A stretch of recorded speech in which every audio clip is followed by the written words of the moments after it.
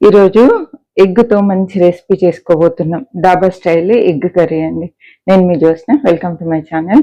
అందరు ఎలా ఉన్నారండి? సంతోషంగా ఉండాలని కోరుకుంటూ ఈ హెల్దీ రెసిపీ తప్పకుండా ట్రై చేయండి. చూస్తున్న ప్రతి ఒక్కరు ఫస్ట్ అయితే లైక్ చేయండి. ఈ కర్రీ మొత్తం వండడం పూర్తయిన తర్వాత ఎలా ఉంది ఏంటి అనేది కామెంట్ చేయడం మర్చిపోవద్దండి. ఈ రెసిపీ రైస్లోకి సూపర్గా ఉంటుంది. ఇక డాబాలో తింటూ ఉంటారు కదండి, చపాతీతో నాన్తో, అలా దేంట్లో అయినా బాగుంటుంది. టిప్స్ అన్ని ఈరోజు నేను షేర్ చేయబోతున్నా. ఒక చిన్న కడాయి తీసుకొని స్టవ్ అయితే ఆన్ చేసిన అండి. ఈ ఎగ్స్కి ఘాట్లు పెడదాం. ఒక 4 eggs నేను మంచిగా ఉడికించి పక్కన పెట్టుకున్నాను. ముందుగానే ఉడికించాను, టైం వేస్ట్ కాకుండా. ఇట్లా ఘాట్లు పెట్టడం వల్ల మసాలా అంతా ఎగ్గుకు పట్టుకొని భలే టేస్టీగా ఉంటుందండి. కడాయి వేడైందండి. ఒక 2 tablespoon ఆయిల్ వేస్తున్నాను. నూనె ఎక్కువ ఏం పట్టదు. ఆయిల్ వేడైతూ ఉంటే ఒక 2 లవంగాలు వేసుకుందాం. ఎందుకు అంటే మనం చేసేది ఎగ్ కర్రీ కాబట్టి కొంచెం గరం మసాలా ఫ్లేవర్ ఉంటే బాగుంటుంది. చిన్న ముక్క దాల్చిన చెక్క అండి. మసాలాతో పాటు ఆయిల్ వేడెక్కింది అనుకోండి, సూపర్ ఫ్లేవర్ ఉంటుంది. కర్రీకి అంతా ఫ్లేవర్ పట్టుకుంటుంది. కొన్ని ఆవాలు, కొంచెం జీలకర్ర వేస్తున్నా తాలింపులో. ఆవాలు జీలకర్ర కొంచెమే పడుతుందండి. కొంచెం జీలకర్ర ఎక్కువ వేసుకోవాలి, ఆవాలు కొంచెం తక్కువ వేసుకోవాలి. ఇవి చిట్పట్లాడిన తర్వాత ఒక 3 ఉల్లిపాయలు చిన్న ముక్కలు తరిగాను, ఇవి ఇందులో వేస్తున్నాను. చూడండి ఎంత చిన్నగా తరిగాను. ఇట్లా చిన్నగా ఉండడం వల్ల కర్రీలో కలిసిపోతుందండి, అందుకే ముక్కలు చిన్నగా తరిగాను. ఇప్పుడు కొంచెము సాల్ట్ వేసుకుందాం. సాల్ట్ అయితే 1 teaspoon తీసుకున్నా. ఈ 1 teaspoonలో నుండి కొంచెం ఇప్పుడు ఉల్లిపాయల్లో వేసుకుందాం. ఉల్లిపాయలు త్వరగా మగ్గాలి కాబట్టి ఉప్పు వేస్తున్నాను. ఇప్పుడంతా హై ఫ్లేమ్లోనే చేస్తున్నా అండి. లవంగాలు వేయడం వల్ల ఇప్పుడే ఆ ఫ్లేవర్ అనేది వస్తూనే ఉందండి, మసాలా ఫ్లేవర్. ఘాటు కావాలంటే చివర్లో గరం మసాలా వేసుకోవాలి. ఇప్పుడు మాత్రం ఈ ఉల్లిపాయలకు కర్రీకి అంత మసాలా ఫ్లేవర్ పట్టాలంటే తాలింపులో 2 లవంగాలు వేసుకోవాలి. అప్పుడు సూపర్ ఉంటుందండి. 2 కరివేపాకు రెమ్మలు వేస్తున్నాను.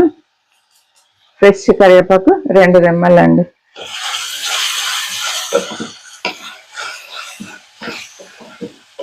ఉల్లిపాయలు మంచిగా మగ్గిపోవాలి.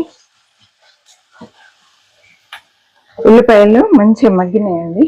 ఇక్కడ చూడండి కలర్ కూడా స్టార్ట్ అయిపోయింది. ఇప్పుడు కొంచెం అల్లం వెల్లుల్లి పేస్ట్ వేద్దాం. 1 teaspoon అల్లం వెల్లుల్లి పేస్ట్ వేస్తున్నా అండి. ఇదే టైంలో పసుపు 1/2 teaspoon, కసూరి మెంతి 1 tablespoon అండి. కసూరి మెంతి తోటి ఆ డాబా స్టైల్ ఫ్లేవర్ అనేది బయటకు వస్తుందండి. డాబా స్టైలు, రెస్టారెంట్ స్టైలు, ఆ ఫ్లేవర్స్ అనేవి స్టార్ట్ అయిపోతాయండి. అల్లం వెల్లుల్లి మంచిగా వేగింది, కమ్మటి వాసన వస్తుందండి. ఆ పచ్చి వాసన పోయి మంచి వాసన వస్తుంది. ఈ టైంలో తరిగి పెట్టుకున్న టమాటాలు వేద్దాం. ఒక 4 టమాటాలు చిన్న ముక్కలు తరిగి పెట్టాను. ఇవి కొంచెం పండిన టమాటా తీసుకున్నా అండి. రెడ్గా ఉన్న టమాటా తీసుకున్నాను, ఎందుకంటే టమాటాలు మంచిగా మగ్గిపోతాయి. ఇలా అంతా ఒకసారి కలిపేసుకొని ఉప్పులు కారాలు ఇప్పుడే వేసేసుకుందామండి. 1 teaspoon కారం వేస్తున్నాను. మీరు తినే కారాన్ని బట్టి వేసుకోండి. ఉప్పుల కారాలు మాత్రం మీరు ఏ విధంగా తింటే ఆ విధంగా అడ్జస్ట్ చేసి వేసుకోండి. మనం 1 teaspoon సాల్ట్ తీసుకున్నాం కదా, కొంచెం ఉల్లిపాయలకు వేసాం, మిగతాది ఇందులో వేసాను. ఓకేనా? ఇంకా అన్నిటికంటే ముఖ్యమైనది ఇది మర్చిపోకండి. అసలు ఈ ఫ్లేవర్ బయటకు రాదు. లైట్గా వేయనట్టుగా లైట్గా వేయండి. కొబ్బరి పొడి అండి, ఒక్క 1/2 teaspoon అంతే, ఎండు కొబ్బరి పొడి. ఇది వేంపి పొడి వేసిన జీలకర్ర పొడి, మిగిలినవి తర్వాత యాడ్ చేసుకుందామండి. మీకు ఎలా కనబడుతుందో నాకు తెలియదు, వాసన అయితే మీకు రాదు కాబట్టి చెప్తున్నాను. ఎంత మంచి వాసన వస్తుందంటే అసలు తినండి, ఎందుకన్నంత మంచి వాసన వస్తుందండి. చాలా సింపుల్ రెసిపీ. మూత పెట్టేస్తున్నా అండి. మూత పెట్టి స్టవ్ పూర్తిగా సిమ్లో పెట్టేద్దాం. మాడకుండా మధ్య మధ్యలో కలుపుతూ ఉండాలి.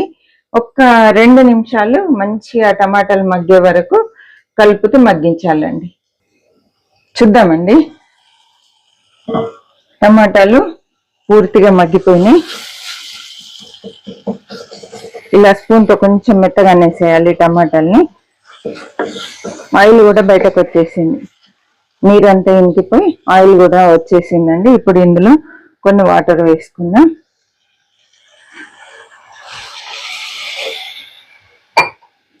ఒక 3/4 గ్లాస్ వరకు వేసానండి. ఓ సూపర్ ఉంది, చూడండి ఎంత బాగుందో. ఈ టైంలో ధనియాల పొడి 1 టీ స్పూన్ అండి, గరం మసాలా 1 చిటికెడు అంతా కలిపేసుకొని ఇప్పుడు ఎగ్స్ ఇందులో వేసేద్దాం. ఈ గ్రేవీలో ఉడికితే చాలా బాగుంటాయండి. గ్రేవీతో పాటు ఎగ్స్ కూడా ఉడికాయనుకోండి సూపర్గా ఉంటాయి. చూడ్డానికి భలే కలర్ఫుల్ ఉంది కర్రీ. దగ్గరకు వచ్చే వరకు ఉడికించుకోవాలండి. మూత పెడుతున్నాను, ఈ సిమ్లోనే ఉడికించేసుకుందాం. చూద్దామండి, కర్రీ మంచిగా ఉడికిపోయింది, దగ్గరకు వచ్చేసింది చూడండి. చల్లారిన తర్వాత ఇంకాస్త దగ్గర అవుతుంది కర్రీ. మనకు దాబాలు ఇదే స్టైల్లో ఉంటుంది, మరి ఎక్కువ లిక్విడ్ లేకుండా మరి దగ్గర లేకుండా నాన్తో తినే విధంగా ఉంటుంది. ఇప్పుడైతే మనం ఇందులో 1 మిరపకాయ ఇలా ముక్కలు కట్ చేసి వేద్దాం. ఈ ఫ్లేవర్ మనకు తగులుతుందండి, డాబాలో ఈ ఫ్లేవర్ తగులుతుంది.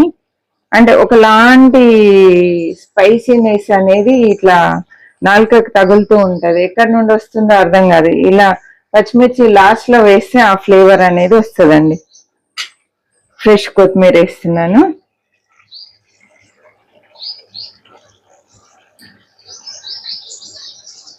స్టవ్ ఆఫ్ చేస్తున్నా అండి. ఒక్కసారి కలిపేసుకుందాం.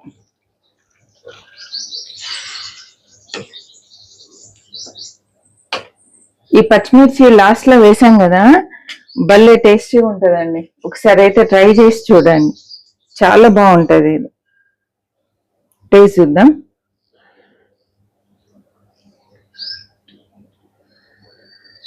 సూపర్ అండి, భలే టేస్టీగా ఉంది, చాలా చాలా టేస్టీగా ఉందండి, చాలా బాగుంది. చూడండి ఎంత సింపుల్గా మనం దాబా స్టైల్ ఎగ్ కర్రీ చేసుకున్నాము.